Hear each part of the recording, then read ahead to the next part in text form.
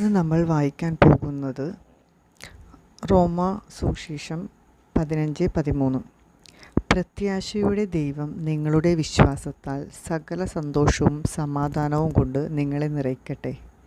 അങ്ങനെ പരിശുദ്ധാത്മാവിൻ്റെ ശക്തിയാൽ നിങ്ങൾ പ്രത്യാശയിൽ സമൃദ്ധി പ്രാപിക്കുകയും ചെയ്യട്ടെ. ക്രിസ്തീയ വിശ്വാസത്തിൻ്റെ മുഖമുദ്രയാണ് പ്രത്യാശ. ദൈവഭക്തിയുള്ളവർ പ്രത്യാശയുള്ളവരായിരിക്കും. ഏതു വലിയ തകർച്ചയെയും പ്രതിബന്ധത്തെയും അതിജീവിക്കുന്നത് പ്രത്യാശയിലാണ്. ദൈവത്തിന് അസാധ്യമായി യാതൊന്നുമില്ല. നാം വിശ്വസിക്കുകയും പ്രാർത്ഥിക്കുകയും ചെയ്യുന്നുവെങ്കിൽ ദൈവം നമുക്ക് വേണ്ടി അത്ഭുതങ്ങൾ ചെയ്യും. അതിനാൽ എത്ര നിരാശാജനകമായ സാഹചര്യത്തിലൂടെയാണ് നാം കടന്നു പോകുന്നതെങ്കിലും നമ്മുടെ പ്രത്യാശ നഷ്ടപ്പെടുത്തരുത്.